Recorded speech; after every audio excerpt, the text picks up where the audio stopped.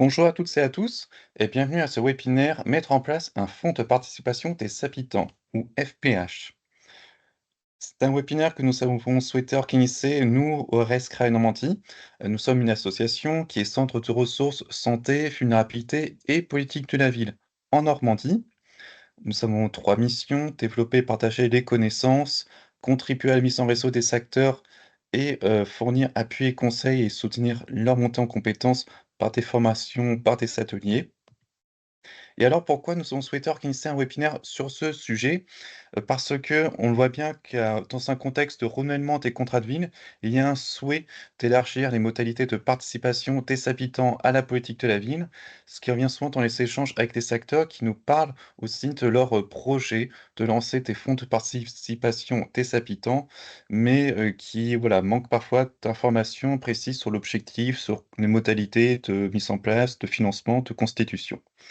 Et on voit bien que ces fonds de participation des habitants ont un intérêt au niveau national.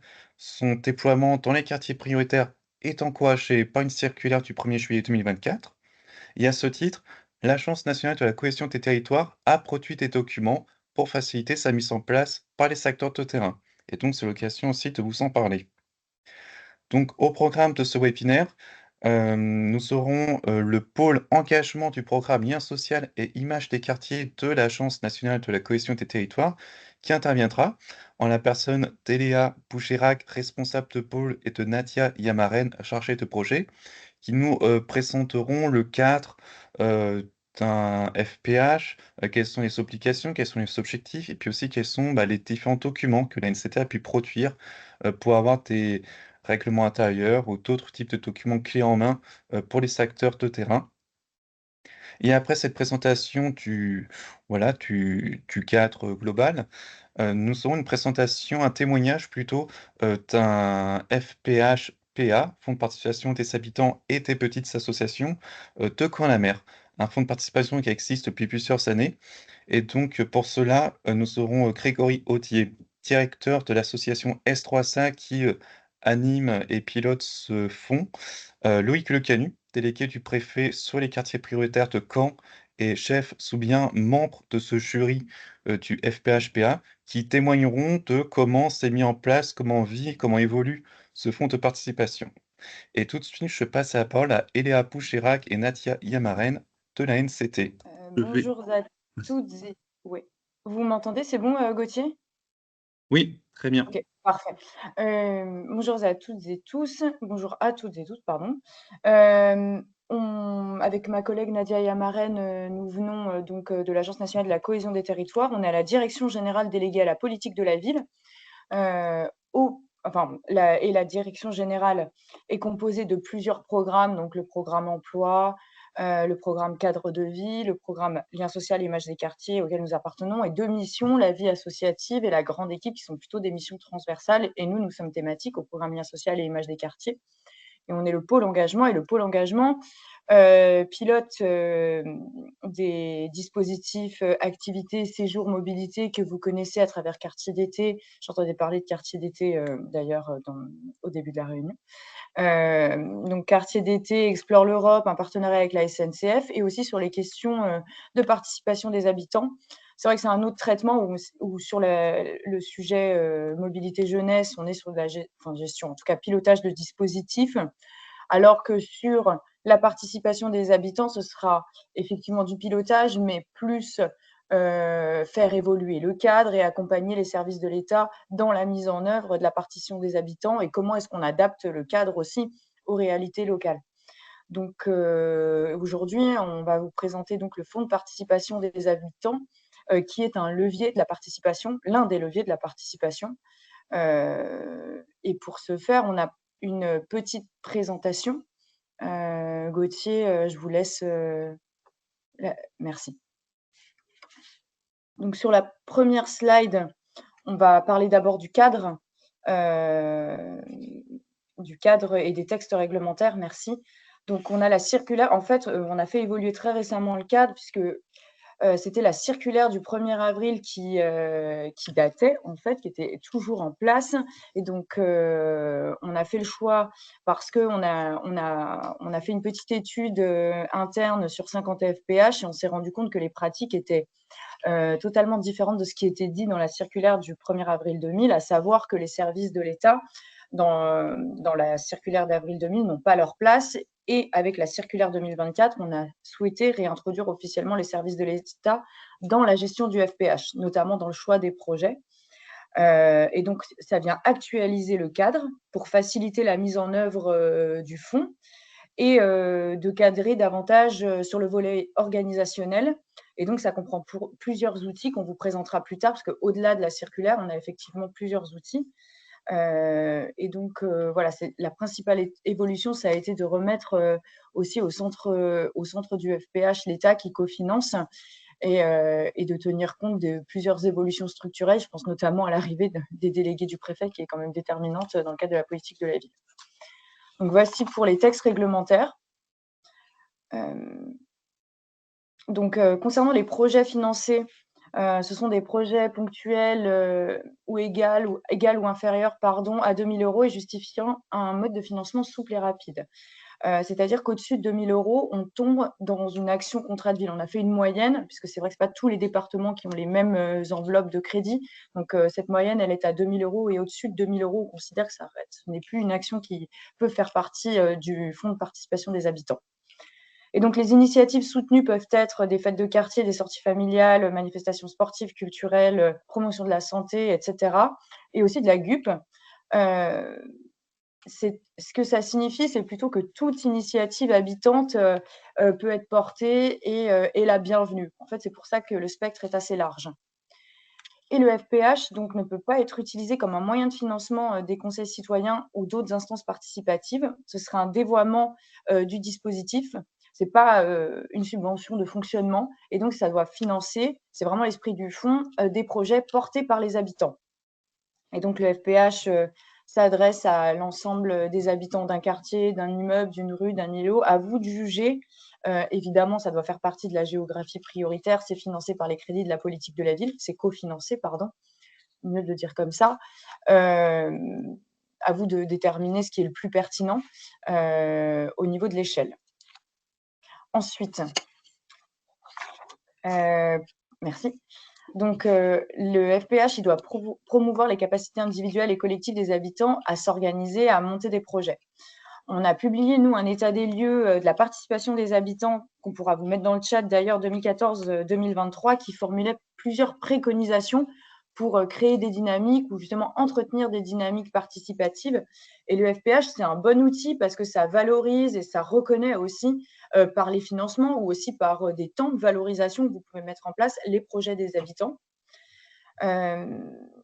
C'est un des objectifs aussi, c'est favoriser la réalisation donc de projets culturels qui a un impact sur le quartier, donc créer aussi une dynamique participative ou encore une fois entretenir cette dynamique participative.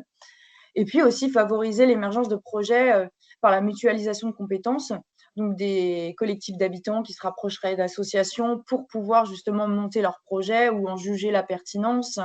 Ça peut être un centre social ou d'autres acteurs associatifs et donc ça permet aussi aux différents acteurs d'un quartier de se rencontrer et de se connaître mieux. Donc voilà, l'objectif du FPH, principalement, si on devrait le résumer, c'est vraiment favoriser l'émergence des projets initiés par les habitants et cela s'adresse uniquement aux collectifs d'habitants constitués ou non en association. Merci.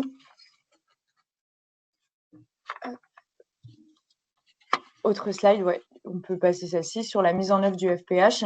C'est un outil au service de la politique de la ville. Donc le FPH, il peut être à l'initiative de l'État, donc des services, la mission ville, délégué du préfet, préfet délégué, on ne peut pas faire toute la liste, ou de la collectivité locale.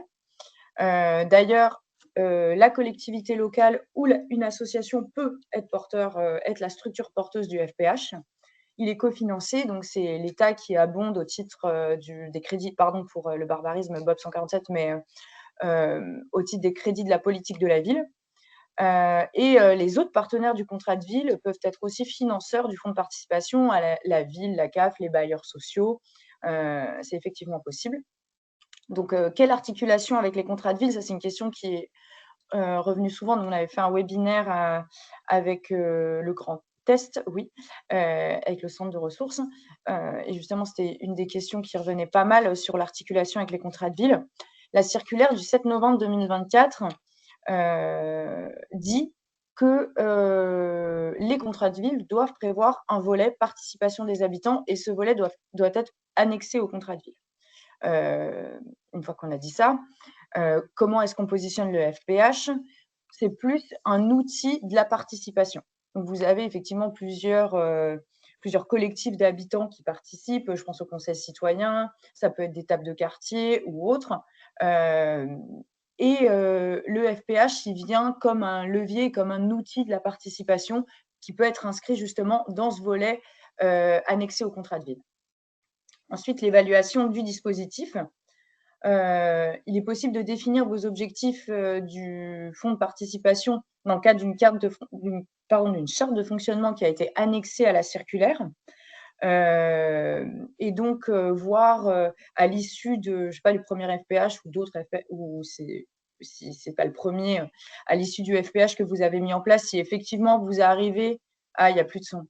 Pardon. Non, il n'y a plus de fil. Moi, je vois, il n'y a plus de son. Je vois qu'il y a Si, on vous entend bien. Ah d'accord, Non? c'est une personne dans le chat, moi j'ai entendu, j'ai vu, il n'y a plus de son, donc c'est apparu. Non, c'est tout bon? Est-ce que c'est bon pour les autres? Oui, tes pouces levés. Moi, je vous entends parfaitement, en tout cas. Ok, bah super, merci. Merci. Donc, sur l'évaluation, ça peut être, est-ce que effectivement, le FPH a permis l'émergence de projets habitants? Est-ce que des habitants se sont mobilisés? Sinon, est-ce qu'il faut évaluer les méthodes de communication? Comment est-ce qu'on revoit la communication? Ça peut être aussi la mesure d'impact des projets qui ont été financés en termes de nombre. Si c'est une fête de quartier, par exemple, est-ce qu'elle a réuni effectivement beaucoup de monde? Ou de façon qualitative, est-ce qu'elle a permis aussi aux habitants de se réapproprier plus l'espace public, comme on peut le voir notamment lors des animations d'été, dans le cadre de quartiers d'été, où c'est un sujet important justement, comment on se réapproprie l'espace public, et le FPH, c'est aussi un moyen pour cela.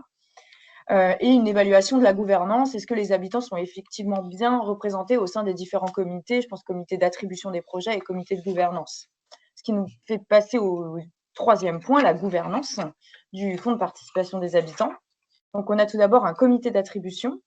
Donc, le service de politique de la ville de je sais pas, la commune de Metz ou de l'association des centres sociaux, à qui est gestionnaire selon qui est porteuse du fonds, assure le financement direct. Il n'y a pas de reversement de subventions autorisé dans le cadre du fonds de participation.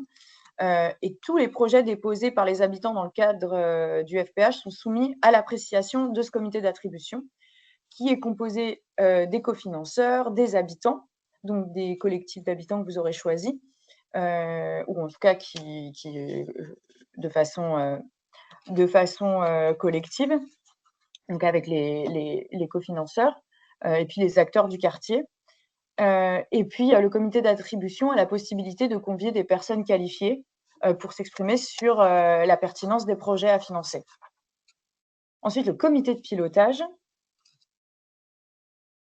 Merci. Il se réunit une fois par an et il est composé de l'ensemble des partenaires des FPH. Donc voilà, vous avez la composition, État, collectivité, cofinanceurs. Bon, c'est globalement toujours la même chose. Il veille à la bonne gestion du fonds et assure la mise en œuvre de l'évaluation. Il peut procéder à une révision de l'enveloppe, définir d'autres priorités. Mais pourquoi est-ce qu'il est important au-delà du contrôle? C'est un bien grand mot, mais en tout cas, au-delà de d'attribuer, de voir ce qui a été attribué en termes de financement et de l'aspect qualitatif des projets, c'est surtout et aussi la reconnaissance de l'implication des habitants dans les quartiers, de leurs projets, ce qui contribue à nouveau à dynamiser la participation des habitants et aussi à faire que des habitants peuvent investir d'autres espaces de participation. Ce qui s'est vu, enfin nous on a eu l'écho notamment à Metz. Enfin, les outils du FPH, et là Nadia, je te laisse je te laisse faire la présentation. Oui, par rapport aux outils, enfin, avant de rentrer dans le vif du sujet, enfin, du moins sur les outils, je voudrais vous donner quelques chiffres. En fait, en 2024, en fait, on a eu plus de 164 fonds de participation qui ont été financés pour un montant total un peu plus d'1 million. Donc, en fait, une moyenne de 6 563 euros par fonds. Donc, avec les exemples qu'on a été voir sur les actions qui ont été portées, souvent, c'était des sorties familiales ou des manifestations sportives ou culturelles. Donc voilà, ça c'est en termes de chiffres. Et sur les outils, donc on a mis en place en fait un kit. Donc c'est un ensemble de documents et de ressources qui est mis à disposition pour accompagner et faciliter la participation des habitants dans la mise en œuvre en fait des projets donc des citoyens de proximité. L'objectif, c'est rendre le dispositif plus lisible, accessible et concret, quoi. Et dans ce kit, on a donc la charte de fonctionnement, c'est un document de référence qui précise en fait les valeurs, les critères d'éligibilité et le fonctionnement du dispositif. Vous avez également aussi un courrier de notification donc d'attribution ou de refus, ce sont donc des modèles types.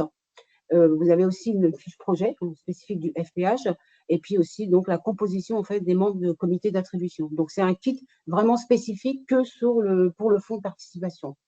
En 2025, par ailleurs, on a créé en fait un espace ressources dédié à la participation. Donc on parle de la participation générale.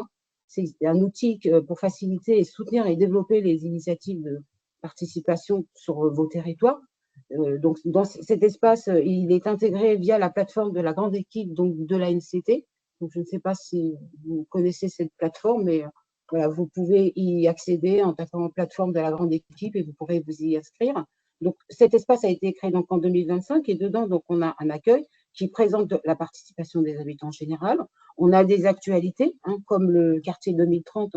En fait, c'est l'organisation des réunions publiques qui a été mise en place par rapport à une grande consultation en fait, numérique. On a les ressources, c'est-à-dire les textes de loi avec l'état des lieux, que je vous ai envoyé le lien sur le chat de l'état des lieux. On a aussi, par exemple, dans cet espace, les leviers existants, par exemple les conseils citoyens, les tables de quartier. Donc, les tables de quartier, ce sont des formes en fait, de participation des habitants. Il s'agit d'un espace de participation qui réunit les associations et où aussi mobiliser les habitants donc à l'échelle de leur quartier. Vous avez également aussi un bloc spécifique pour les associations.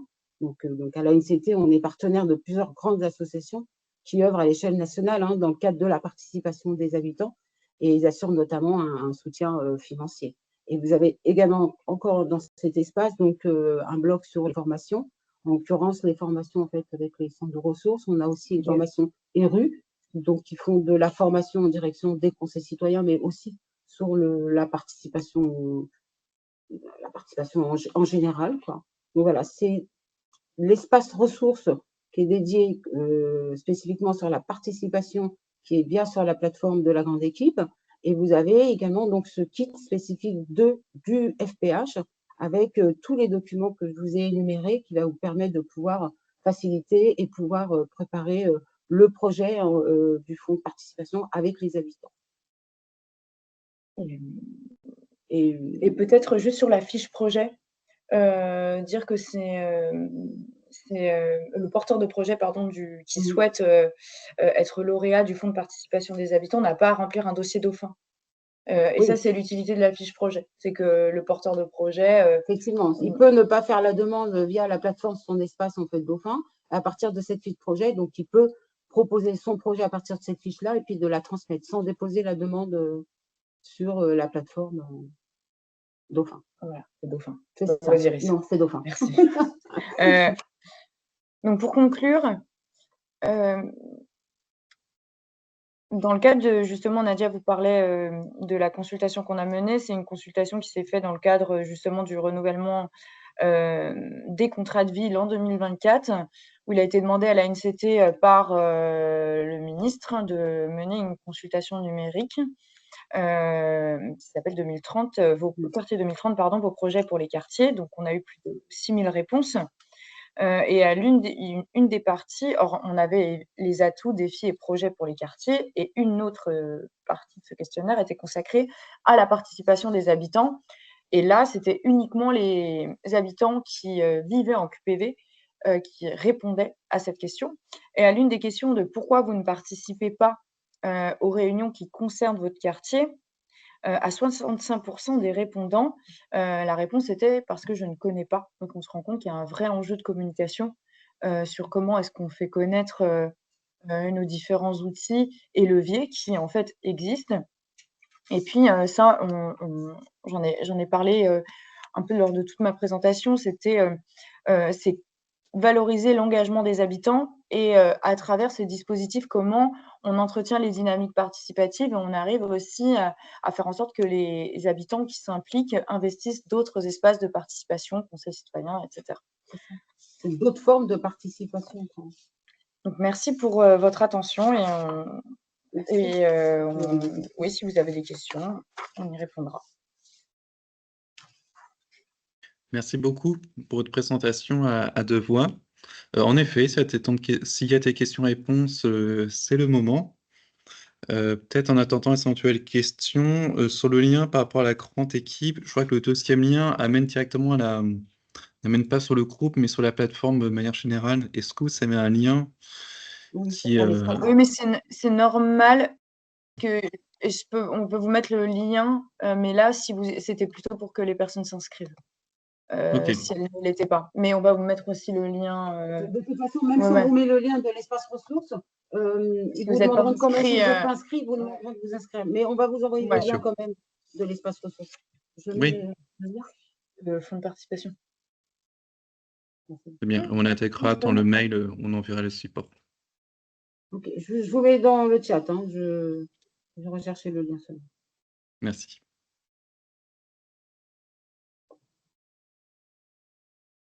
Si vous avez des questions, n'hésitez pas. Sinon, Corinne Mignot, vous levez la main. Oui, j'avais une question. Compte tenu que tous les financements POP 147 sont quand même en large diminution, est-ce que c'est la même chose pour le FPH? Et du coup, vous êtes dans un service de l'État, dans une collectivité? Oui, je suis chef de projet politique de la ville dans la commune de Maromme en Seine-Maritime. Alors, en fait, l'enveloppe FPH, il n'y a pas une enveloppe dédiée au FPH. Nous, c'est pas comme quartier d'été ciblé. C'est dans le cadre de la dotation politique de la ville classique, oui, non pas transférée, mais en tout cas, c'est dans le cadre de la dotation classique des services de l'État que les services de l'État dégagent une enveloppe dédiée au FPH. Pas, nous, on cible pas une enveloppe, en tout cas. D'accord. Donc, ça veut dire que si, par exemple, j'avais cette intention ou si, effectivement, je voulais accompagner les habitants, un projet, une initiative d'habitants, je ne suis pas obligée de prendre sur mon enveloppe politique de la ville. Je sollicite la préfecture. Alors, généralement, la collectivité cofinance. Oui. Et pour engager un partenariat, il est mieux de voir avec les services de l'État si eux aussi souhaitent s'engager dans cette dynamique et mettre en place le FPH aux côtés de la collectivité, oui. D'accord. Merci. Moi, je vois plus rien.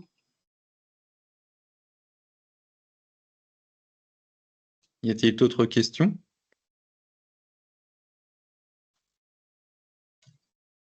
Et peut-être pour donner une idée, vous avez cité tout à l'heure qu'en 2024, vous avez comptabilisé 164 FPH mis en place.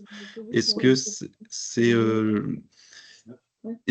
le nombre de FPH qui ont été créés l'an dernier ou et si ce n'est pas le cas, est-ce que vous savez un nombre qui nous donnera un peu une idée de à quel point ces fonds de participation prennent ou non de l'ampleur? Ah oui, si je compare les chiffres de 2023, on est sur 140 FPH et en 2024, on est passé à 164 FPH. Donc, on voit qu'en fait, les projets du FPH partent en augmentant, même en termes de montant. En 2023, on était à 750 000, je donne un chiffre rond, et en 2024, on est à plus d'1 million. Mais ce n'est pas nécessairement des FPH qui n'existaient pas. Oui. Des fois, ils ont été réactivés. C'est un renouvellement, redynamiser en fait un projet qui n'avait pas eu l'année dernière ou l'année d'avant ou quelques années avant. On n'a pas la lisibilité exacte sur la nouveauté. On peut juste le suivre en termes de nombre sur nos logiciels. Mais c'est assez évocateur quand même de voir l'augmentation. Oui. Oui, on voit comme une dynamique qui se dessine, oui.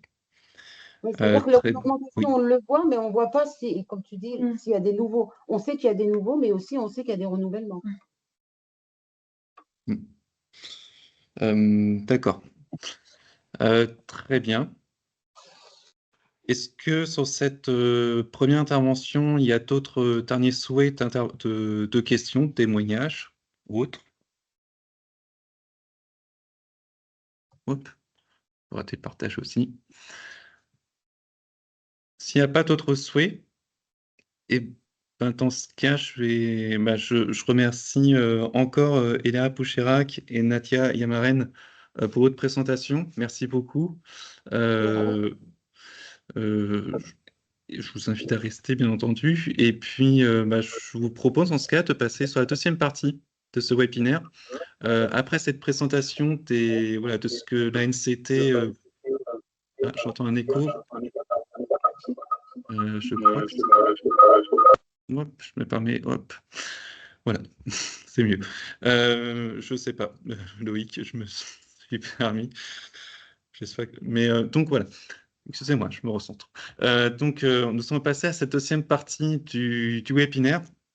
Après cette présentation du cadre général du Fonds de participation des habitants, une vision nationale et puis des différents documents que nous avons présentés, on a jugé intéressant d'avoir une présentation d'un exemple de FPH qui existe depuis plusieurs années maintenant, depuis avant 2020. Voilà, pour vous montrer un peu le fonctionnement, comment ça peut s'incarner concrètement sur le territoire. Et là, nous n'allons pas procéder par PowerPoint, mais plutôt par questions et réponses croisées, puisque à cette deuxième partie, ceux qui vont nous présenter le Fonds de participation des habitants et des petites associations telles qu'ils s'incarnent sur Corps-la-Mer, c'est Grégory Autier, donc je le retire puisqu'en plus, vous avez été plusieurs à nous rejoindre en cours de route. Grégory Autier, qui est directeur de l'association S3A, en charge de l'animation du FPHPA. Loïc Lecanu, délégué du préfet des quartiers prioritaires sur Caen-la-Mer. Et puis Jeff Soubien, qui est membre du jury du FPHPA. Donc, écoutez, je vous invite à vous poser, à répondre à une première question. Ce FPH, déjà, pourquoi il a été mis en place sur Caen-la-Mer et quels ont été les attendus? Quels étaient les objectifs associés à sa mise en place? Je laisse la parole à Loïc pour commencer. Ça marche. Est-ce que vous m'entendez? Oui. Oui. Gauthier, tu me dis, parce que j'ai peur que le brouhaha, normalement, je suis dans une pièce silencieuse, donc, mais si le brouhaha, la cacophonie vient de chez moi, tu me le dis tout de suite, et puis voilà. Je crois que j'ai coupé ton micro à tort, ça vient pas de chez toi. Donc ça vient pas de chez moi. Bon, ok. Bonjour. Et merci de nous donner l'opportunité d'échanger un petit peu sur ce fonds de participation des habitants. Très rapidement, donc je vais essayer de faire des réponses un peu courtes et le cas échéant, tu me relances s'il y a besoin de précision. Pour moi, vraiment, le fonds de participation des habitants, c'était avant tout l'occasion de donner un engagement qui soit très concret aux citoyens engagés, aux habitants engagés. Dans un premier temps, c'est vrai qu'on a beaucoup travaillé sur un positionnement, notamment des conseillers citoyens, des habitants, sur les instances de gouvernance du contrat de ville, qui avaient des fois des contours un petit peu abstraits. Et c'est vrai que c'est quelque chose de très concret. Le fonds de participation des habitants, c'est vraiment une logique de gestion de dispositifs, de positionnement sur quelque chose qui a du sens du début à la fin. C'est vrai que les habitants travaillent avec les pouvoirs publics dès la phase de réflexion jusqu'à la conception des outils, la communication, la diffusion, la mise en place des jurys, le processus décisionnaire et le suivi des projets. Donc on trouvait que c'était quelque chose d'extrêmement intéressant et qui accompagne une logique de montée en compétences également des habitants et quelque part de création d'une culture commune entre État, collectivités, les principaux partenaires du fonds de participation des habitants, l'association S3A, qui est clairement la pierre angulaire du dispositif. Hein. Mais ça, je pense que Grégory reviendra dans un deuxième temps. Et les habitants. Donc, c'est aussi l'idée de travailler ensemble sur un projet commun. Après, il y a un deuxième niveau, le fonds de participation des habitants et des petites associations, sans déborder en fait sur des questions qui seront abordées ensuite. Mais c'était aussi l'idée de pouvoir répondre à un besoin qui émane des territoires, en fait, avec un dispositif, et l'ANCT l'a bien précisé tout à l'heure, un dispositif complémentaire au contrat de ville, complémentaire à quartier d'été, complémentaire à tout ce qu'on peut produire sur les territoires, et qui s'inscrivent plus dans l'habitus professionnel ou semi-professionnel des gestionnaires et surtout des porteurs de projets. On a voulu un dispositif qui soit agile dans ses délais, agile dans ses procédures. On sait très bien que dans le cadre du contrat de ville, voire d'autres dispositifs, parce que sur Camp-la-Mer, on a une cité de l'emploi, on a 2 cités éducatives, on a contrat de ville, on a quartier d'été, on a beaucoup de dispositifs, mais souvent ça s'inscrit dans des temporalités, dans des procédures administratives longues et parfois complexes, qui ne sont pas forcément correspondantes d'ailleurs à la réalité, aux enjeux. Enfin, je veux dire, pourquoi déployer une telle ingénierie pour des financements à 500, 600, 800 euros? Il y a un moment, ça pose aussi la question du sens. Et l'idée, c'était vraiment de proposer un dispositif qui soit, je vous dis, donc agile, plutôt rapide, plutôt réactif, qui ne soit pas destiné à des professionnels ou à des semi-professionnels de la demande de subvention, mais vraiment à des gens, à des acteurs de terrain qui ont des idées, qui ont une volonté de développement au niveau des territoires et qui finalement vont chercher des relais institutionnels, financiers, des relais techniques, méthodologiques dans la mise en place de leurs projets. L'idée, c'était vraiment, en complémentarité des autres dispositifs, de travailler sur une dynamisation en finançant ou en cofinançant des actions de proximité portées par et pour les habitants. Voilà, je m'arrête là. J'imagine que Grégory aura plein d'autres choses à dire. Je ne veux pas manger tout le temps de parole. Merci Loïc. J'invite Grégory et Chef Soumia à compléter s'ils le souhaitent. Oui, bonjour à tous. Donc Grégory Ottier, je suis le directeur de l'association S3A, qui est un acronyme qui signifie Structure associative d'aide aux associations. Loïc nous a qualifié de pierre angulaire dans le dispositif. Si je reprends le propos porté précédemment par les collègues de l'ANCT, nous sommes ce qu'on peut appeler l'association gestionnaire du fonds localement. Beaucoup de choses ont été partagées par Loïc, peut-être en complément. Effectivement, la motivation d'aller vers le FPH, c'est une motivation collective au départ sur le territoire. Dans le cadre de la préparation de ce webinaire, j'ai essayé de retrouver les premiers écrits que nous avons pu avoir sur le projet. Ils datent de 2016. Automne 2016, dans le cadre d'une fiche action pour l'appel à projet 2017. Et tout à l'heure, il a été fait référence au texte qui cadre un petit peu ce qu'est un FPH sur un territoire. Et nous, dans notre fiche action, dans les éléments de motivation, on avait fait état de l'avis du Conseil national des villes rendu le 22 juin 2016. À l'époque, qui parlait justement des FPH. Et c'est vrai que quand je dis que c'était une volonté collective, c'est-à-dire qu'il y a eu tout à la fois notre association qui travaille la question de l'accompagnement de la participation citoyenne et de voir comment celle-ci peut être la plus intéressante pour les habitants qui s'engagent et la plus concrète. Et aussi, à l'époque, les conseils citoyens, puisque nous étions dans l'année 1 d'engagement des conseils citoyens sur notre territoire. Et c'est vrai que en échangeant avec eux, et Jeff faisait partie de cela à l'époque, il y avait des réflexions sur comment faire pour que cette participation soit une participation effective, utile, qui fasse sens et tout ce qu'on veut.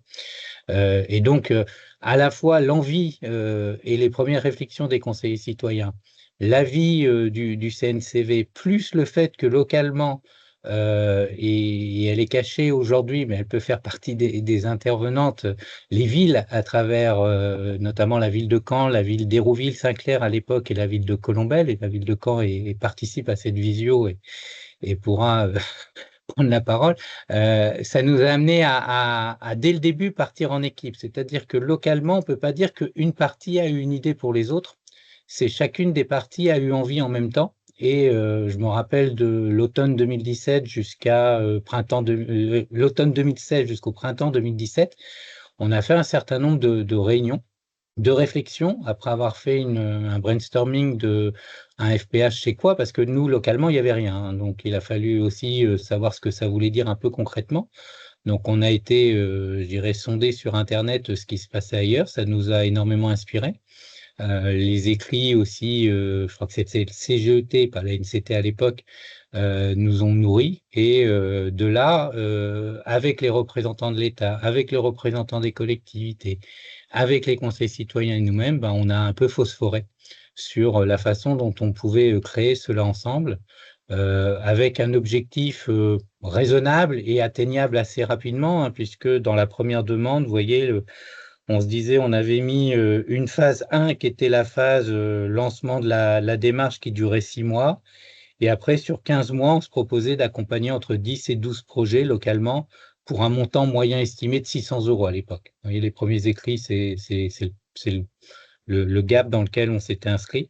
On a fait un peu mieux que ça, hein, mais il y avait tout à la fois une phase ingénierie formalisation, puis une phase mise en œuvre qui nous amène aujourd'hui, en 2025, et on en parlera tout à l'heure, à avoir un dispositif qui continue à fonctionner, qui a su se réinterroger, se réajuster dans le cadre du contrat de ville 2030.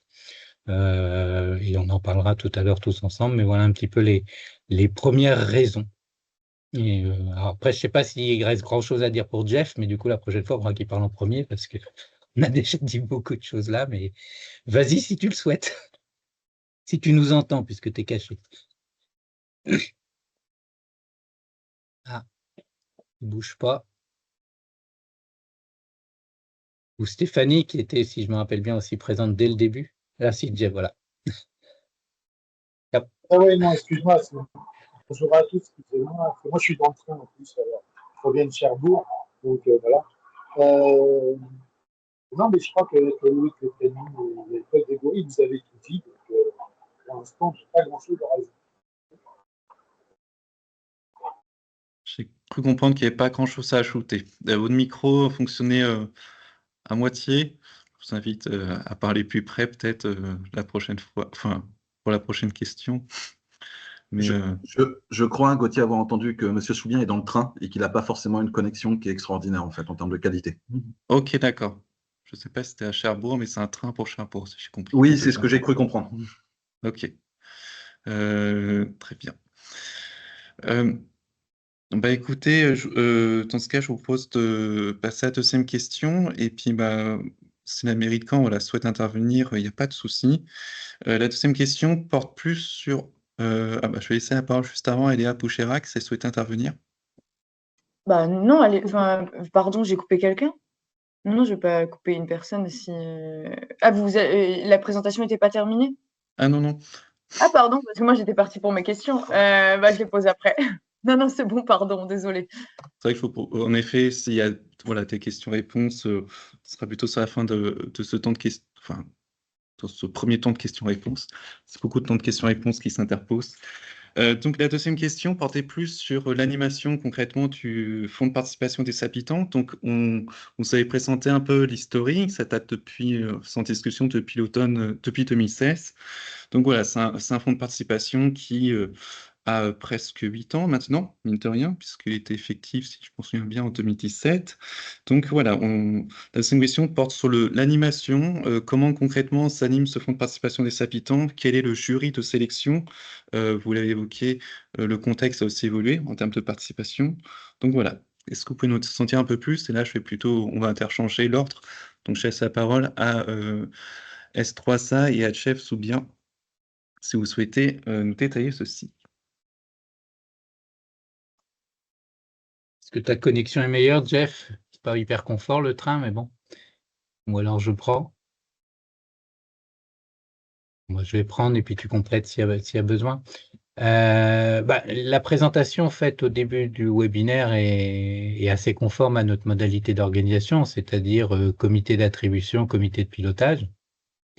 Donc le comité d'attribution, c'est quoi et c'est qui? C'est un comité qui se réunit 2 à 3 fois par an en fonction des projets présentés. On essaye de ne pas dépasser 4 à 5 projets par session parce que on se rend compte qu'il faut bien 20 à 30 minutes à chaque fois pour tout à la fois rencontrer les porteurs, délibérer et faire quelque chose de qualité dans l'échange. Donc c'est pour ça qu'on peut être sur 2 à 3 jurys par an. Le principe est que, alors le principe ancien, et puis l'évolution, je vais faire le principe ancien, comme ça Loïc fera l'évolution pour qu'il ait aussi à compléter. Le principe ancien, c'était sur notre territoire, il y avait 7 conseils citoyens, donc c'était 2 représentants par conseil citoyen sur chaque jury, ce qui faisait 14 habitants ou acteurs locaux en fonction. Une animation faite par les habitants et les acteurs locaux, c'est-à-dire accueillant, président de séance, secrétaire et maître du temps à ce niveau-là. Et sur ce jury sont présents systématiquement notre association en qualité de facilitatrice, les représentants de l'État et les représentants des collectivités en qualité de soutien technique, d'aide à la prise de décision par les habitants. 100% des voix sont des voix d'habitants ou d'acteurs locaux à ce niveau-là. Pendant la présentation, les partenaires publics et nous-mêmes intervenons très peu. On est en écoute et en appui s'il faut, si une question nous est posée, mais il n'y a pas d'intervention directe. Par contre, au moment du délibératif, il peut y avoir, je dirais, des partages techniques de ressenti ou d'informations, de faisabilité, d'éligibilité, qui sont apportés par les partenaires publics ou nous-mêmes pour éclairer la prise de décision qui sera prise par les habitants, chaque décision faisant l'objet d'un vote explicite à main levée.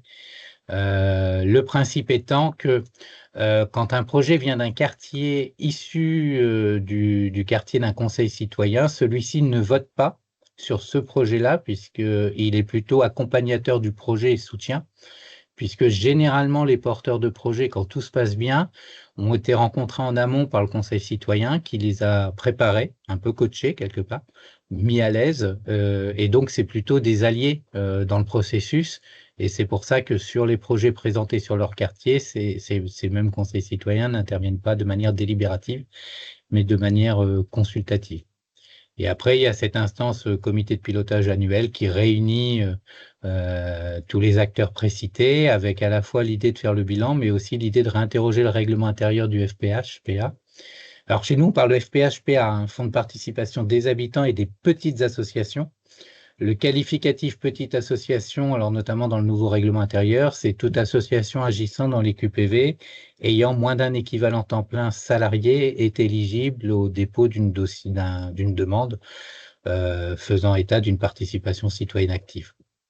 Donc là, et donc ce comité de pilotage fait le bilan, définit un petit peu l'enveloppe financière qui sera sollicitée auprès de l'État, des collectivités ou d'autres partenaires. Actuellement, il y a un bailleur qui est partenaire. On a des perspectives plutôt intéressantes côté bailleur et côté CAF à l'heure actuelle. Et ça permet aussi d'ajuster le règlement intérieur sur des questions qui parfois ont pu nous interpeller, des sujets d'éligibilité ou de participation active citoyenne. Voilà, c'est vraiment le moyen d'ajuster la boussole en permanence. Ça, c'était la précédente mouture. On a fait un gros travail à l'automne de re-questionnement du dispositif. On n'a pas voulu partir dans le programme 2024-2030 sans s'interroger, ne serait-ce que sur est-ce qu'on continue. Voilà, ça fait partie des choses. Et si on continue, dans quel pourquoi, comment, tenant compte de l'évaluation qu'on avait fait. On a fait une belle évaluation et on a ouvert ce groupe à d'autres acteurs. Et j'en arrêterai là pour laisser la parole à Loïc. S'il en est d'accord. Peut-être Monsieur Soubien, si ou à Jeff, si jamais il est dans de meilleures conditions. Jeff, tu prends ou pas? Oui, non, mais alors, j'ai pas entendu le début de la question, mais j'ai entendu Grégoire, tu as dit pas mal de choses, en fait, sur la participation, la place des. Comment ça s'organisait avant, si j'ai bien compris. Voilà. Je ne vais pas répondre à des choses que je n'ai pas entendu la question. Et ce que je peux vous dire, moi, ce que je peux vous dire en reprenant ce qu'a dit Grégory, c'est que nous, alors moi, je suis membre du Conseil citoyen du Chemin Vert, et c'est vrai que nous, quand on déposait un dossier, enfin, pas nous, mais quand les habitants du quartier déposaient un dossier, en fait, on travaillait avec eux avant qu'ils viennent au jury, parce qu'il y avait cette préhension et cette difficulté de venir devant un jury où des fois il y a la ville, les élus, la préfecture, et voilà. Donc on travaillait avec eux, en fait, on faisait un petit jury de répétition en leur faisant quelques questions. Alors des fois, on faisait des questions pièges, voilà. On voulait les mettre vraiment devant le fait accompli qui était un vrai jury. Donc, voilà. Donc, et comme l'a dit Grégory, du coup, on travaillait avec eux. Des fois, on les aidait même à faire le dossier. On les laissait écrire hein, avec leurs fautes d'orthographe et tout, parce que c'était leur dossier, ce n'était pas le nôtre. Et on ne voulait pas s'approprier quelque chose qui n'était pas le nôtre. Voilà. Après, on les soutenait dans l'écriture, devant le jury, et après, et souvent, ils nous invitaient du coup à leurs manifestations dans le quartier. Voilà.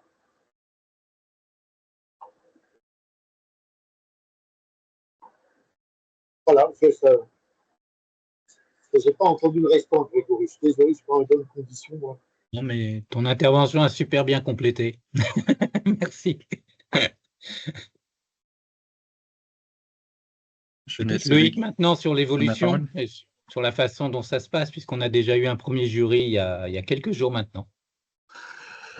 Alors effectivement, comme le disait Grégory, un des premiers objectifs, ça a quand même été de s'interroger dans le cadre de des évolutions de la géographie prioritaire et du quartier, la logique quartier 2025-2030, sur faire un premier bilan un petit peu qualitatif, quantitatif du jury des fonds de participation des habitants, et de voir un petit peu quelles étaient les pistes d'évolution en fait. Voilà, qu'est-ce qu'on voulait conserver, qu'est-ce qu'on voulait faire évoluer, les pistes d'évolution, elles ont concerné plusieurs sujets, qu'on soit clair.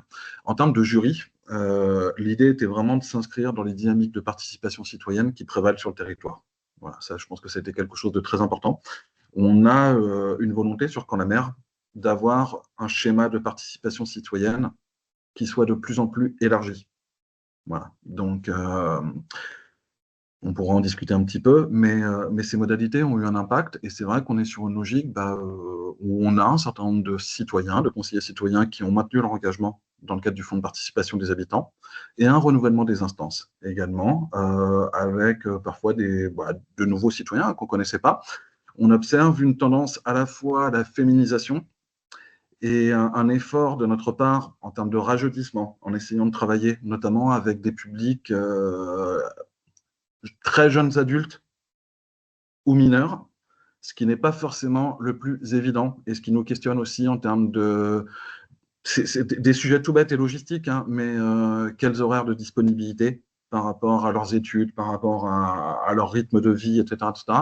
Je pense que c'est des choses sur lesquelles on tâtonne encore un petit peu, mais c'est aussi intéressant d'avoir ce regard neuf de personnes qui ont entre 16 et 20 ans, et qui avaient déjà manifesté une volonté d'engagement à l'échelle de leur quartier, hein, très clairement, en étant actifs dans des forums sociaux, en étant actifs dans des animations territoriales, actifs dans la vie associative, et qui, quelque part, souhaitent changer de braquet dans leur engagement, ou en tout cas sont plutôt réceptifs à cette volonté-là. On passe bien souvent par des structures tiers, hein, associations, centres d'animation, etc., pour essayer de passer un petit peu le message et détecter des appétences au niveau local. En général, c'est plutôt bien accueilli, cette volonté-là, mais effectivement, ça nécessite, nous, de trouver le cadre de fonds de participation des habitants qui leur permettent finalement de concrétiser et de matérialiser cette volonté d'engagement. Donc là-dessus, on tâtonne encore un petit peu. On a des réflexions, on travaille là-dessus collectivement, et on va voir comment ça se construit dans la durée. Après, vous avez abordé un petit peu la question du rôle des pilotes et copilotes dans le cadre du fonds de participation des habitants. Peut-être préciser ou alors tu veux qu'on y revienne un petit peu plus tard, Gauthier, c'est comme tu veux, sur le rôle de l'État et des collectivités. Vas-y. J'y vais maintenant, ok. Donc on a vraiment, comme Grégory le positionnait, on s'appuie sur une structure associative qui est la pierre angulaire, qui est l'association porteuse, dans le cadre de la mise en place de l'animation de ce fonds de participation des habitants. Les citoyens engagés qui sont vraiment opérateurs à la fois en termes de diffusion de l'information sur le territoire, parce que vraiment c'est les premiers promoteurs du dispositif, de lien avec les habitants, de lien avec les acteurs locaux, contribuent à leur remontée, et puis l'accompagnement, en tout cas un peu le coaching des citoyens ou des petites associations qui vont présenter leurs projets dans le cadre des jurys. État-collectivité, on travaille à plusieurs niveaux. On est déjà sur une logique de cofinancement du dispositif. Donc, pour répondre à la question que vous avez posée tout à l'heure, Madame Mignot, nous, on est dans le cadre d'un projet qui, effectivement, est porté par S3A dans le cadre de l'appel à projet contrat de ville sur un onglet participation citoyenne et sur lequel il y a une sous-partie qui est mise en place et animation du fonds de participation des habitants. Et le tout étant structuré dans le cadre d'une CPO qui nous permet quand même… On est bien sur une CPO, hein, Grégory? Ouais. Dans le cadre d'une CPO qui permet quand même d'avoir aussi une vision à moyen et à long terme, si tant est qu'on puisse appeler ça du long terme. Mais voilà, en tout cas, c'est une volonté partagée. Ça permet de verrouiller les financements, de s'inscrire. Et ça, c'est fait au niveau de l'État. Et bien évidemment, on est sur une logique de dialogue et de concertation permanente avec les partenaires collectivités. Et dans le cadre du comité de pilotage, c'est des décisions que l'on a communes et on constitue un pot commun qui sert à l'animation et au financement dans le cadre du fonds de participation des habitants. Voilà. On est vraiment sur une démarche collective. Ensuite, le rôle de l'État, là-dessus, comme Grégory l'a présenté tout à l'heure, et le rôle des collectivités, on n'est pas sur une logique, on n'est pas sur des voies délibératives, en tout cas sur le jury. Nous ne votons pas directement, c'est un souhait au niveau local. On est vraiment sur une dimension de consultation et notamment vraiment sur une logique de recevabilité-légalité. Voilà, c'est quelque chose de très très important pour nous. Pardon. C'est quelque chose qui est très important pour nous. On a parfois des sujets où effectivement, on ne sait pas exactement dans quel cadre de légalité nous sommes. Est-ce que c'est quelque chose qui, pour des raisons X, Y ou Z, que ce soit sur un plan administratif ou sur un plan de positionnement de projet, est-ce que ces actions seraient potentiellement recevables dans le cadre d'un appel à projet cofinancé État-collectivité? Et là, effectivement, des fois, c'est à nous de pouvoir nous positionner en disant, là, oui, 100% recevable. Et là, non, on met un orteil ou un peu plus de l'autre côté de la ligne. Et là, ce ne sera pas finançable dans le cadre du fonds de participation des habitants. En termes d'exemple, des fois, on a eu des projets qui pouvaient flirter avec une dimension cultuelle. Vous voyez, ça, par exemple, effectivement, on en prend la responsabilité, on assume, on détermine, non, là, ce n'est pas recevable dans le cadre du fonds de participation des habitants. Parfois, sur des structures porteuses, où effectivement on alimente la réflexion en disant bon voilà, on est trop proche de la ligne ou on a dépassé la ligne. Voilà. Donc on est vraiment là-dessus, travailler ensemble sur la recevabilité des projets. Voilà, vraiment être garant de ça. Et à cet effet, je pense que dans le cadre du nouveau fonds de participation des habitants, on a un énorme travail qui commence à être bien abouti quand même sur la reformalisation du règlement intérieur, qui est un outil qui est absolument déterminant.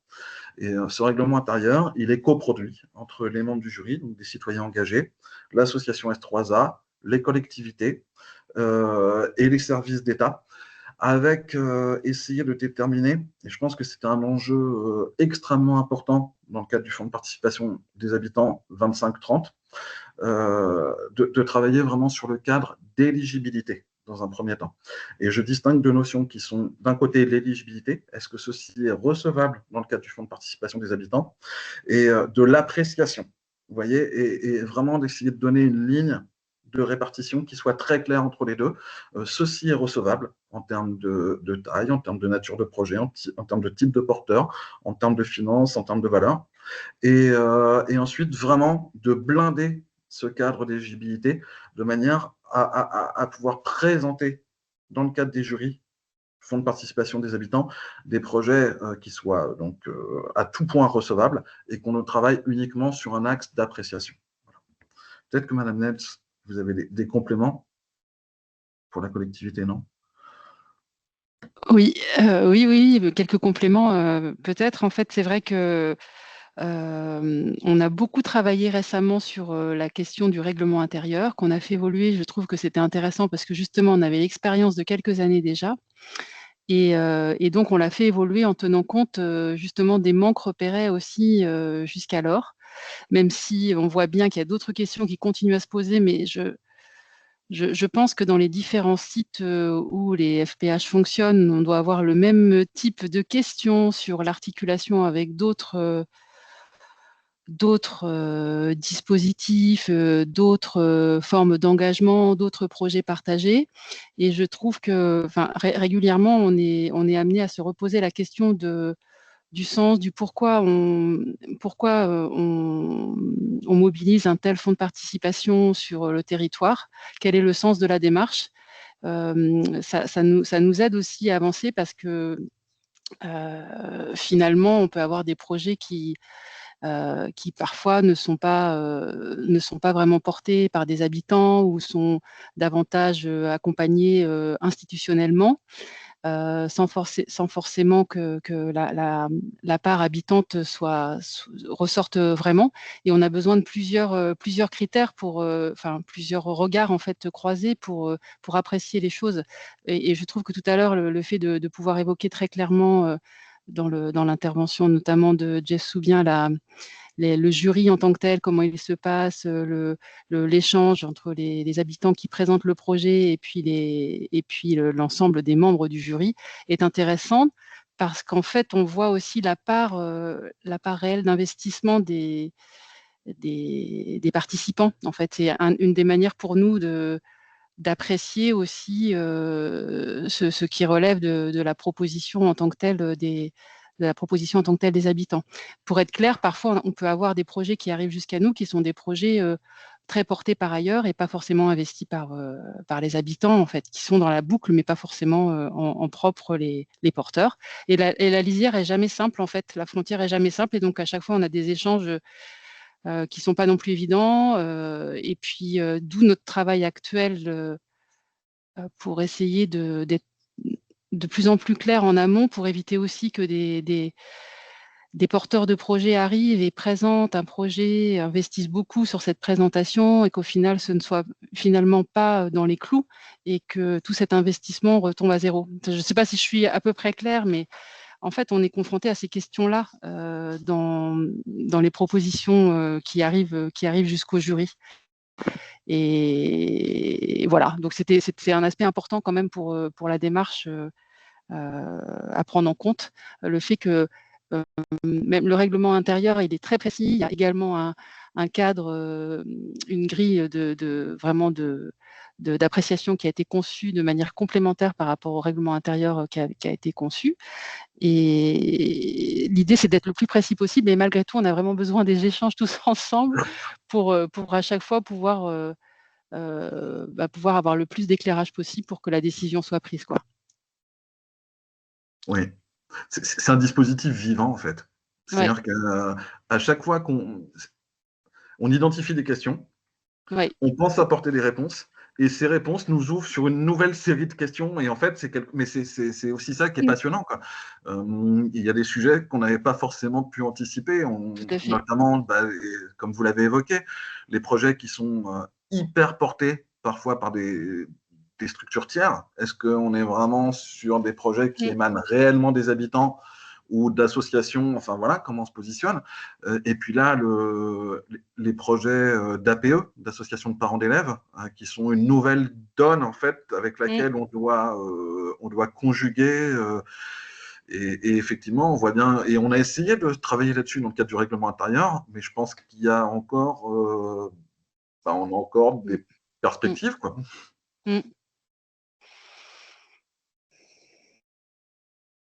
Grégory Autier et Chef Soubien, si vous voulez, je vous laisse compléter sur la question qui portait sur la place des copilotes dans ce fonds de participation. Si vous souhaitez aussi compléter sur les questions d'éligibilité qui ont été apportées ici. Et puis, si vous souhaitez également si vous voulez également compléter là-dessus, continuer sur ce sujet-là, et puis un peu dessiner le bilan que vous en dressez, ce que ça a pu produire aussi, ce FPH, en termes de dynamique sur le quartier. La parole est à vous.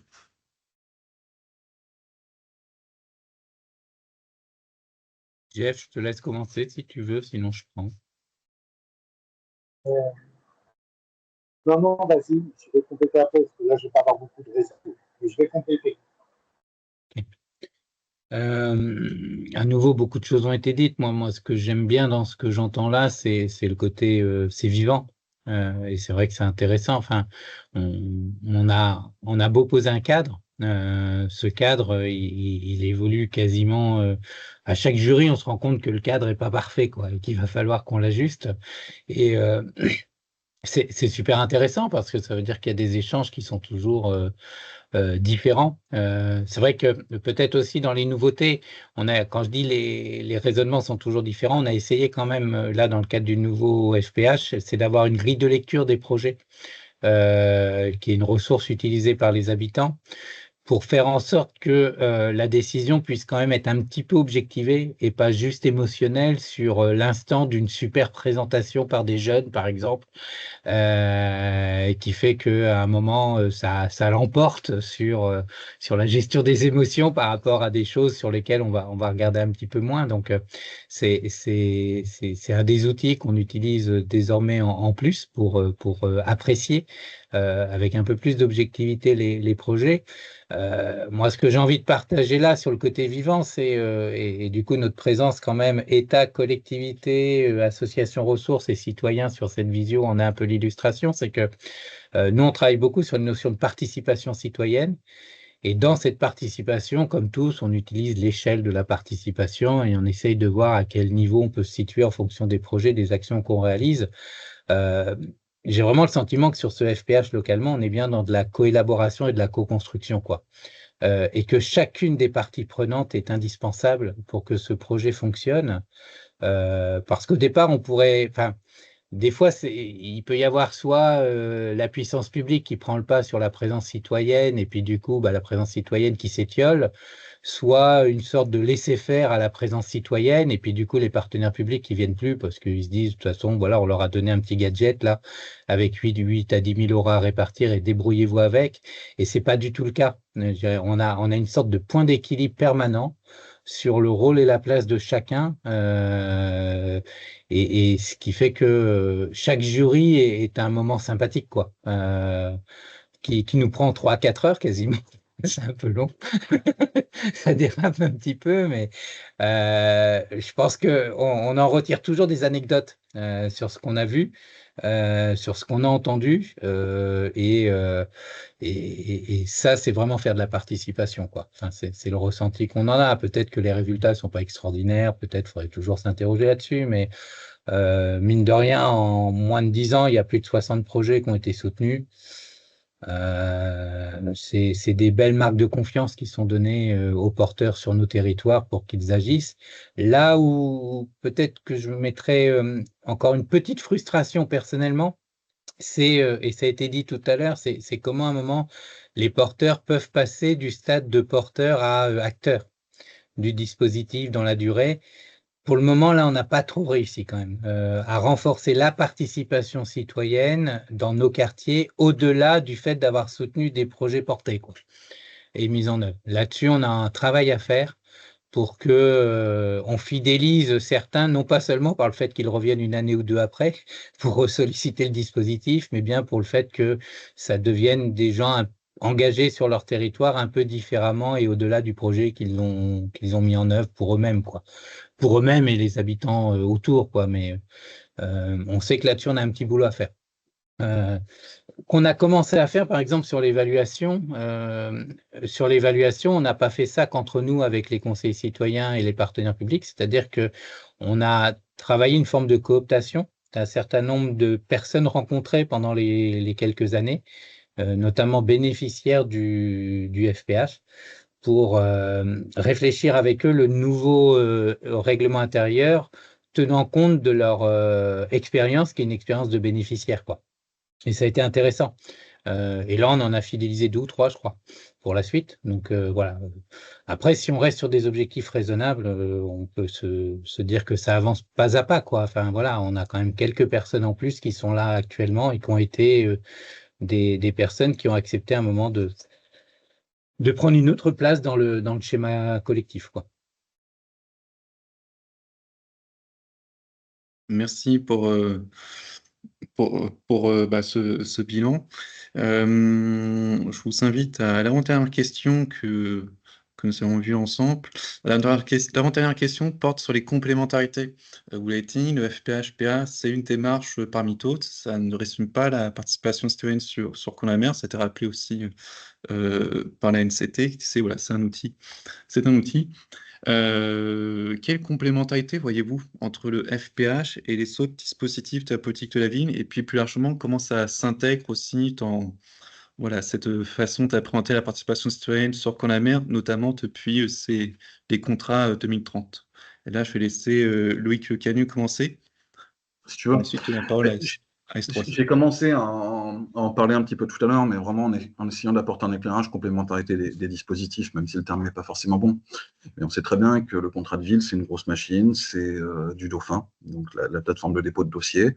C'est une ouverture d'appel à projet qui se fait au mois de décembre. Tu vois, au moment où je te parle, on est en train de gérer les paiements dans le cadre de l'appel à projet. Oui, ça fait sourire Grégory, et en plus, on a accéléré grandement. Donc, tu vois un peu l'idée. Et on voit bien qu'on est quand même de plus en plus sur du projet assez structurant, voilà. On a ensuite, comme je le disais, beaucoup de dispositifs. Cité éducative, par exemple. Mais cité éducative, on en a une sur Hérouville et une sur Caen. Pareil, on va être sur un petit peu les mêmes logiques. On va être sur du dépôt de plateforme Dauphin. On va être, en plus, nous, la cité éducative caennaise a fait 5 QPV. On va chercher prioritairement des gros projets structurants, déployés sur plusieurs territoires, plusieurs écoles, plusieurs collèges à la fois, etc. Voilà, c'est du projet hyper important en termes de vie locale, en termes de renforcement, en termes d'accompagnement. Voilà. On a eu une première piste qui était intéressante quand même autour de quartier d'été, qui nous a permis de vraiment essayer de renforcer des animations de proximité en période estivale. Voilà. Mais c'est vrai qu'on n'avait finalement pas de dispositif, pas de réponse pour les petits projets, pour des micro-actions de proximité, pour des volontés qui émanent d'habitants. Alors, on travaille finalement toujours sur la participation citoyenne, sur faites-nous remonter des propositions, faites-nous remonter des appétences, faites-nous et qu'on se positionne un peu sur une logique de renforcement. Tu vois, la logique, c'était vraiment celle-ci, quoi. Vous avez une idée, vous manquez un petit peu de moyens, etc. Et peut-être que nous, on peut accompagner et être un élément important dans la faisabilité ou dans la réalisation de cette action, notamment en travaillant sur le volet financier. Donc, il fallait évidemment qu'on soit sur quelque chose qui ne soit pas du tout Dauphin, plateforme, 6 mois de délai. Voilà, on n'était pas du tout là-dessus. On voulait quelque chose qui soit beaucoup plus réactif, qui soit sur une logique de proximité, qui soit quelque chose d'agile, de rapide, qui ne soit pas destiné aux professionnels du remplissage de dossiers sur les mesures d'impact, les mesures d'effet, les mesures d'efficience, etc., par rapport au projet. C'était pas adapté. Et effectivement, on avait quand même en germe sur le terrain une volonté d'action hyper concrète, portée par des habitants, etc. Et la logique de complétude, elle est là, en fait. Voilà, repositionner vraiment le contrat de ville ou les gros dispositifs sur les grosses actions et essayer d'encourager du micro-projet, de la proximité, soit par quartier d'été, mais on s'adresse encore un peu aux mêmes acteurs sur une autre typologie de projet, soit vraiment en essayant de déployer le fonds de participation des habitants comme étant une réponse complémentaire à un autre type de porteur, à un autre type d'engagement. Et c'est vrai que rien que les outils en fait, de dépôt de dossier, on a eu des dossiers de candidature qui ont été remplis à la main, au stylo bille, par des porteurs de projets. Et potentiellement, ça nous intéresse beaucoup, en fait, d'avoir ce type de projet qui remonte là.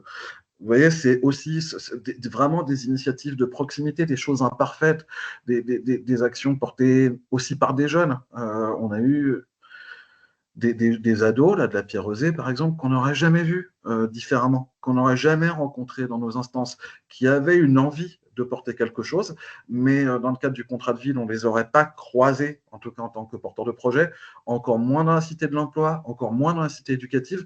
Pourtant, il y avait une volonté de faire quelque chose. Et je pense que c'est aussi hyper important pour les pouvoirs publics de disposer de cet outil-là pour rencontrer des populations, pour rencontrer des porteurs de projets qu'on ne verrait pas différemment. Voilà, et pouvoir leur apporter des réponses. L'idée, c'est peut-être aussi, nous, de faire un pas de côté pour se glisser dans leur habitus de citoyen, dans leur habitus semi-professionnel, plutôt que de nous les contraindre à rentrer dans notre cadre qui est en plus pas adapté à leur ingénierie et pas adapté au voilage du projet. Voilà. Merci Loïc. Donc, un FPH permet de rencontrer d'autres types de porteurs de projets, de réinterroger aussi ses positions.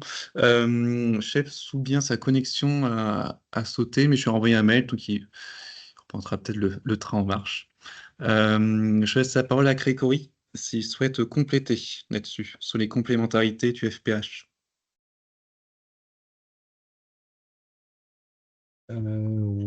Oui. Oui. Sur les alors après, on est comme tous les territoires, on est sur une période de transition, hein. On sort d'une expérience, on en construit une nouvelle. Donc la complémentarité du FPH par rapport aux autres formes de participation citoyenne, faut être très clair. Aujourd'hui, on est sorti de la logique exclusive conseil citoyen. On parle localement d'une participation citoyenne élargie qu'on est en train de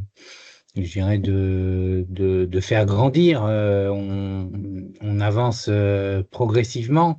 Aujourd'hui, dans le cadre du nouveau contrat de ville, les formes de participation qui ont été ouvertes, c'est diagnostic en marchant, rencontre annuelle de la politique de la ville et FPHPA.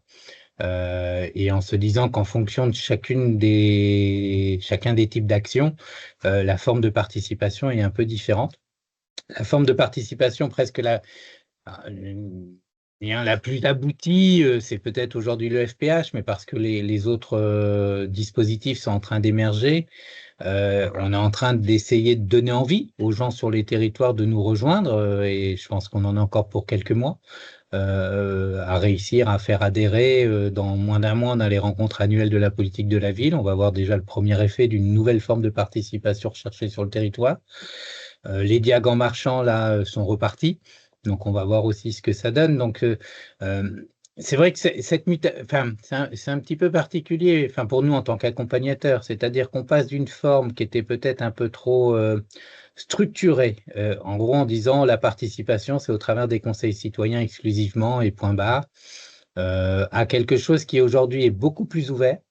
Mais cette forme plus ouverte, elle a encore à être comprise par les publics auxquels elle se destine, c'est-à-dire que on doit tout à la fois pouvoir accueillir un collectif, des gens qui sont encore dans les conseils citoyens, et puis monsieur et madame Trucmuche, qui ont envie de participer de manière plutôt durable ou plutôt éphémère. Et tout ça, ça fait ça fait groupe, et ce groupe se mobilise sur des enjeux autour de la politique de la ville. Donc voilà sur quoi on est parti. Le sentiment que c'est en train de prendre, mais c'est encore fragile à ce niveau-là. On le ressent. Ce qu'il y a d'intéressant, je trouve, alors sur notre territoire, hein, à l'heure actuelle, c'est qu'en tous les cas, les acteurs se concertent beaucoup. On a un comité de suivi de la participation citoyenne qui réunit les pouvoirs publics, les élus quand c'est nécessaire, notre association, et on réfléchit beaucoup sur la meilleure façon d'interagir ensemble pour faire en sorte que cette participation grandisse. Et ça, c'est quelque chose d'essentiel. On voit qu'il y a une expérience du passé qui nous a, je dirais, soudés quelque part, et une envie là de franchir un cap, mais sur ce cap, on n'a pas de certitude. Et donc, on est en train, petit à petit, de mettre des briques, et on verra dans 12, 18, 24 mois où est-ce que ça nous a emmené. En tous les cas, aujourd'hui, on a quand même quelques personnes en plus qu'on n'avait pas par le passé. Si je prends un territoire, par exemple, comme le territoire d'Hérouville, on était sur 4-5 habitants il y a encore 6-7 mois. Aujourd'hui, on a un petit groupe de 12 à 15. Bon, voilà. Après, est-ce qu'on va les garder durablement ou pas? On va voir. C'est à nous de faire nos preuves au fur et à mesure. Et oui, la grille d'appréciation sera partageable, donc je pourrais vous l'envoyer sur le chat que j'ai. Mais je ne sais pas où en sont les autres territoires, mais nous, en tous les cas, on expérimente beaucoup sur Camp-la-Mer, et ça, c'est plutôt cool. On n'a pas de certitude, on a plein de questions, mais ce qu'il y a de bien, c'est que les questions, on accepte de se les partager. Donc, c'est déjà un sacré grand pas. Merci beaucoup, Grégory, pour voilà, à présenter un peu aussi les évolutions à venir. Loïc Le Canu, puis si jamais voilà, Stéphanie Nels, vous souhaitez aussi intervenir, n'hésitez pas pour la ville de Caen. Loïc Le Canu, si tu souhaites compléter sur voilà, les limites et les évolutions à venir que tu souhaites donc avoir appliqué à ce fonds de participation des habitants, je te laisse la parole. Ce sera la dernière question de cet échange et on pourra Voilà. passer plus facilement aux questions avec le public. Dans ce cas-là, vraiment très très brièvement, moi je m'inscris pleinement dans ce que Grégory vient d'expliquer. Grégory a parlé des diagnostics en marchant et je pense que dans la réflexion aussi par rapport à la complétude des dispositifs, à un moment ouvrir un petit peu le chantier de la complétude entre l'exonération TFPB ou en tout cas des dynamiques de territoire, le relais exonération TFPB et une triangulaire avec le fonds de participation des habitants pourrait être quelque chose qui pourrait être à un moment intégré, enfin en tout cas une petite bulle de réflexion à ouvrir, quoi. Donc on verra. Sur les vigilances par rapport au dispositif, je pense qu'il y en a plusieurs, hein, très clairement, en tout cas les points d'attention. Et c'est ce que Stéphanie Nels rappelait un petit peu tout à l'heure. Vraiment veiller à ce que le dispositif, il n'est pas encore identifié par l'ensemble des acteurs locaux, il n'est pas encore identifié par l'ensemble des habitants. Et je pense que la communication et la valorisation autour du dispositif ne s'arrêtera jamais. Voilà. Et peut-être qu'effectivement, on a quand même un enjeu de communication supplémentaire, de pouvoir dire, voilà, certaines des réalisations qui sont importantes, qui ont été déployées dans les territoires, ont été déployées notamment grâce au fonds de participation des habitants. Voilà. Donc, il y a peut-être un enjeu là-dessus, en termes de lisibilité, en termes de visibilité, et encore une fois, en termes de, comment dire, redonner du sens ou contribuer modestement à la restauration de relations de confiance ou de démarches de co-construction entre habitants et acteurs institutionnels. Voilà, c'est important de dire à un moment ces choses-là. On a des jardins partagés, des parterres fleuris en pied d'immeuble, on a des événements plus ponctuels, des fêtes, des kermesses, on a eu des voyages, on a eu des choses comme ça, cofinancées dans le cadre du fonds de participation des habitants. Et je pense qu'il faut simplement, enfin, voilà, oser dire que ça a été un élément décisif dans le cadre de la réalisation de la faisabilité et que ceci va aussi contribuer progressivement à essaimer le FPHPA et à l'inscrire dans les pratiques de chacun, voilà, comme une ressource qui est mobilisable, tout en veillant vraiment à ce que le dispositif soit pas dénaturé, soit pas, voilà, ça reste quand même un appel à projet qui vise à accompagner, notamment financièrement, des projets portés par et pour les habitants.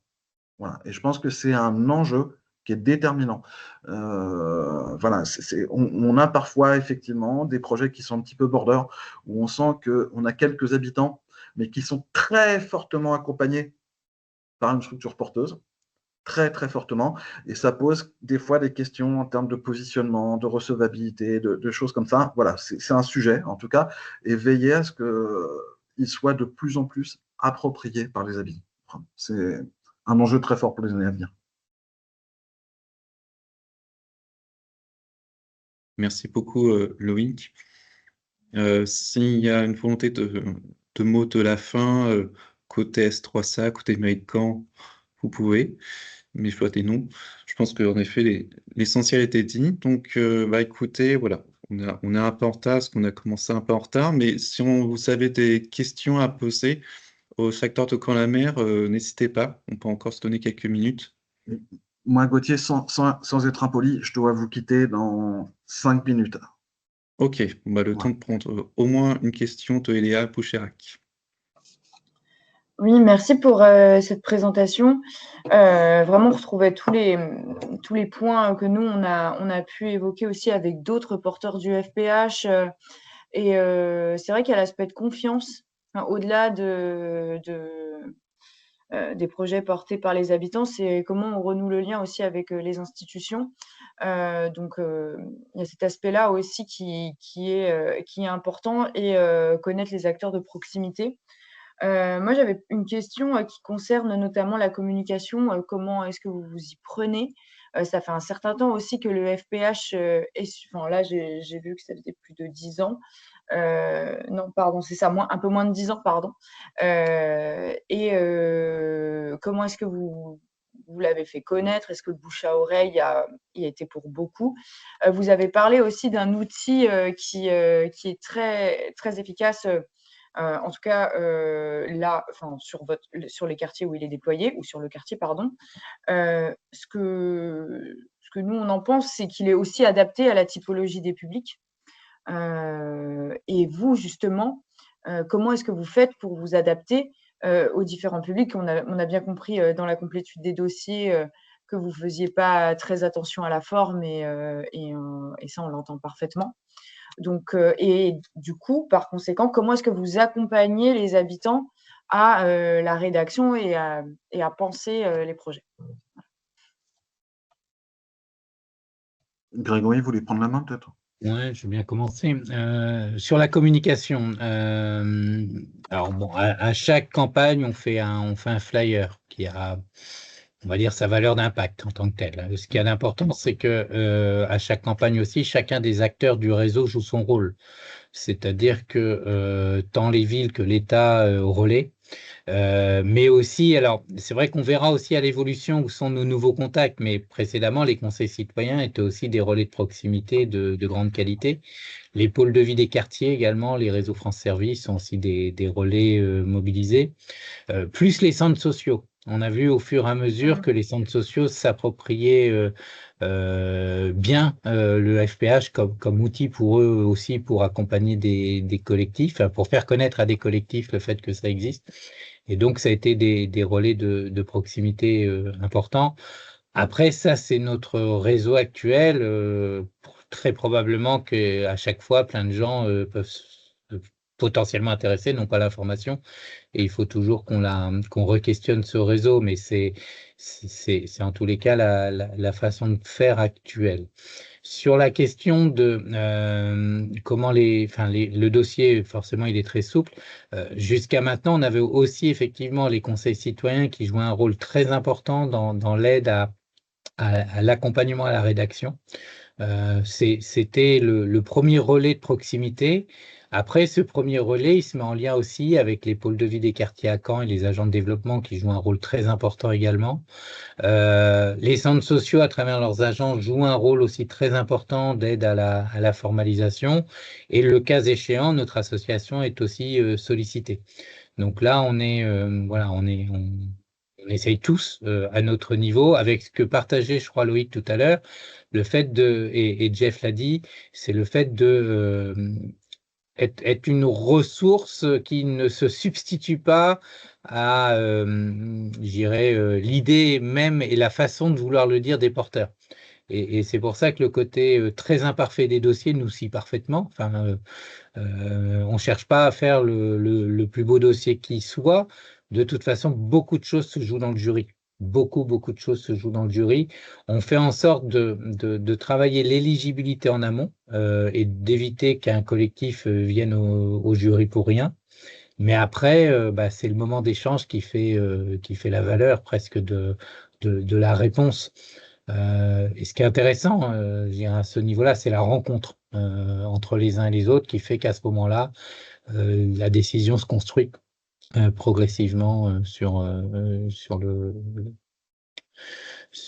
projet présenté. Voilà ce que je peux vous répondre. Après, Stéphanie et Loïc, de toute façon, sont présents depuis le début, donc ils ont tout vu. Peut-être des choses que j'ai zappées là, mais qui... En fait, sur le dernier jury qui a eu lieu il y a 2-3 semaines à peu près, c'était ça, Grégory? À peine le 2 juin. Le 2 juin, oui, effectivement. Ouais, c'est tout frais. J'ai un rapport au temps qui n'est pas au top. Vous avez employé, un mot-clé, à un moment dans l'interaction avec les porteurs de projets, vous avez parlé de bienveillance. Et je pense que plus on a des porteurs de projets qui sont justement longs, ouvrir la salle, c'est hyper intimidant. Et en fait, on ne l'avait pas mesuré sur la première édition du Fonds de participation des habitants. Mais c'est vrai que les gens sont invités, ils attendent derrière une porte, et au moment où ils ouvrent la porte, ils voient une douzaine, une quinzaine de personnes. Et en fait, ils sont hyper intimidés, ça leur fait des nœuds au ventre, et c'est des choses qu'on n'avait pas forcément identifiées lors de la première édition du Fonds de participation des habitants. Donc là, déjà, c'est tout bête, mais les porteurs de projets sont systématiquement accueillis avant l'arrivée par un membre du jury citoyen. Donc je pense que c'est quelque chose qui est extrêmement important. Et puis on a des fois, effectivement, des gens qui sont là pour présenter leur projet, qui perdent un petit peu leurs moyens, qui ne savent pas forcément mettre en avant les choses qui nous parlent le plus, qui sont les plus importantes. Et comme Grégory le disait, il y a beaucoup de choses qui se jouent au moment du jury. Et l'idée, c'est aussi de poser des questions qui parfois tendent un petit peu des perches et qui permettent aux porteurs de projets de dérouler finalement ce qui était pour eux implicite. Parce qu'il y a souvent une grosse part d'implicite, une grosse part d'explicite dans leur projet. Et l'implicite, il est négligé. Le quotidien du projet est négligé. Les phases préparatoires du projet ou l'après, le retour sur le quartier, etc., sont parfois pas présentés. Or, c'est des éléments qui vont être hyper importants pour montrer qu'on n'est pas uniquement sur du one-shot, qu'il y a eu tout un travail préparatoire, qu'il y a aussi un retour, que ça va bénéficier à une population plus large, etc. Et ça se joue au moment du jury. Ce n'est pas des choses qui sont vraiment évaluables dans le cadre de la recevabilité ou de l'éligibilité des projets et qui pourtant déterminent une lecture un petit peu qualité. Donc effectivement, on a parfois des porteurs des dossiers qui sont très imparfaits, un petit peu mal rédigés, etc. Mais je ne vais pas vous dire que c'est presque un souhait dans le cadre du Fonds de participation des habitants, mais en tout cas, notre mission, c'est quand même de les accueillir. Voilà, quoi qu'il en soit, et d'extraire les éléments les plus importants de leur présentation et de faire comprendre qu'il y a des choses qui sont effectivement pas valorisées, qui font partie de leur quotidien, qui sont pour nous les éléments sur lesquels on va vraiment s'accrocher, retenir le projet, parce que ça nous intéresse réellement. Voilà.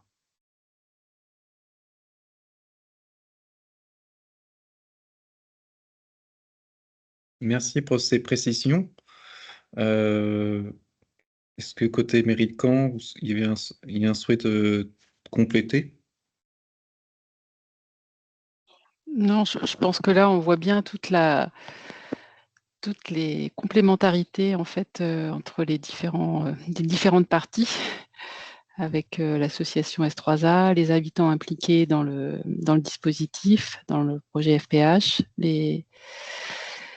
les acteurs quartiers qui peuvent accompagner aussi le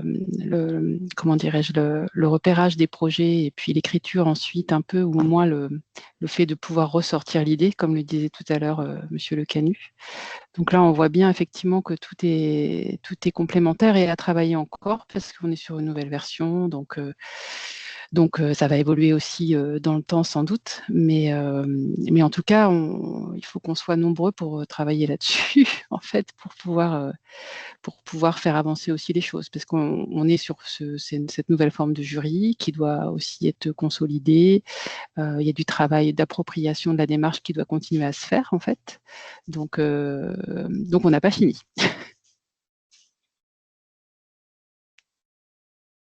Travail continuellement en cours. Léa Poucherac, je vous laisse la parole. Oui, juste une remarque par rapport à ce que vous disiez sur une action que vous aviez identifiée comme potentiellement cultuelle, ou en tout cas qui flirtait avec le cultuel. Vous parlez de règlement intérieur, mais on dit la même chose. Nous, on parle de charte de fonctionnement et on a un modèle qui justement précise dans quoi s'inscrivent les financements et le sujet de la laïcité est évoqué. Donc ça aussi, c'est vrai que c'est des éléments qui peuvent être intégrés au règlement intérieur, c'est peut-être déjà le cas. En tout cas, c'est un outil qui permet de justifier aussi vos choix, de dire nous, on a tel règlement, on a telle charte, et vu que celui-ci, s'il y a un doute, comme il y a un doute, on ne souhaite pas l'intégrer. Nous, on peut aussi le partager parce que justement, ça sécurise.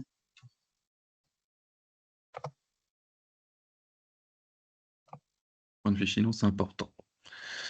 Est-ce qu'il y a des réactions à cette précision? Bah, oui, j'en aurais une. Enfin, c'est juste de dire, c'est vrai que Loïc a dit tout à l'heure, c'est pas du reversement d'argent public, mais en même temps, nous, en tant qu'association gestionnaire, on est garant du bon usage des fonds qui nous sont confiés. Et du coup, c'est la responsabilité de notre structure qui se retrouve engagée aussi s'il y a déviance à un moment, puisque comme toute association bénéficiant de moyens publics, on est signataire de toutes les chartes qui peuvent exister à l'heure actuelle. Donc c'est aussi à travers cela que ça se justifie. Ce qui est intéressant aussi pour les habitants, c'est que on pourra en reparler peut-être à un autre moment, mais je trouve que le rôle d'une association tierce est aussi intéressante pour permettre aux habitants d'être mobilisés sur ce qui est vraiment utile et intéressant pour eux, et pas la paperasse, pas la gestion des fonds, pas parce que ça prend un peu de temps, ça quand même aussi. Mais ils sont vraiment dans l'accompagnement des projets, dans la présence sur le projet, et en plus, ils récupèrent le côté satisfaisant de c'est un peu grâce à nous que votre projet a lieu, puisqu'on a contribué à son financement de manière indirecte. Il y a aussi tout ça qui est intéressant derrière. Ce qu'il faut aussi qu'ils se rappellent, c'est que c'est pas eux qui financent, c'est grâce aux partenaires publics. Donc, c'est de rappeler un petit peu tout ça. Mais c'est souvent intéressant aussi de voir comment les habitants veulent que les porteurs rappellent que le FPH les a aidés à faire à ce niveau-là. Et en valorisation de la participation citoyenne, c'est très riche, ce côté-là. Merci beaucoup. Et oui, peut-être, si juste, par exemple, si on a parlé de tout ce qui est super, peut-être un peu dans le contexte dans lequel on va être là, les petits risques ou écueils qu'on a déjà un peu identifiés, et ça a été dit tout à l'heure sur les APE, et je crois que c'est Madame Mignot qui est intervenue tout à l'heure sur comment c'est financé un FPH, c'est-à-dire qu'on va rentrer aussi dans une période où nous, on va être vigilants à ce que le FPH ne soit pas sollicité sur des financements qui ne sont pas son objet à l'heure actuelle. Et le dernier jury a eu un petit peu cet écueil, c'est que des gens qui étaient avant sur d'autres dispositifs, sur lesquels il n'y a plus de moyens, peuvent venir à un moment vers un FPH, parce que là, a priori, il y en a encore un petit peu en ce moment. Et c'est là où tout ce qu'on a dit tout à l'heure est important pour bien garder le cap et pas se retrouver un peu pris par l'émotion sur des projets qui pourraient peut-être plus se faire parce que les autres financeurs ne peuvent plus accompagner, et que le FPH soit utilisé à tort pour soutenir ces projets-là. Nous, on sait qu'on a, par exemple, un point de vigilance là-dessus à continuer à travailler localement, et ce qui pourrait être le cas sur d'autres territoires, malheureusement, dans les mois qui viennent. Merci pour ces précisions. Je vous propose, comme petit à petit le nombre de participants se réduit, comme ils sont dépassés d'un quart d'heure la fin de la date de l'heure prévue. Je vous propose de s'en tenir à là. Merci beaucoup pour les présentations côté NCT, pour vos réponses et toutes ces informations riches côté Camp-la-Mer, côté territoire de Camp-la-Mer. Voilà, j'espère que ce webinaire vous a intéressé, et nous diffuserons les supports utilisés et les outils aussi, les liens qui ont été mis dans le chat, et la retransmission du webinaire plus tard sur notre chaîne YouTube. Merci beaucoup et bonne journée à vous. Pour l'invitation. Merci. Merci. Au revoir. Au revoir. Au revoir.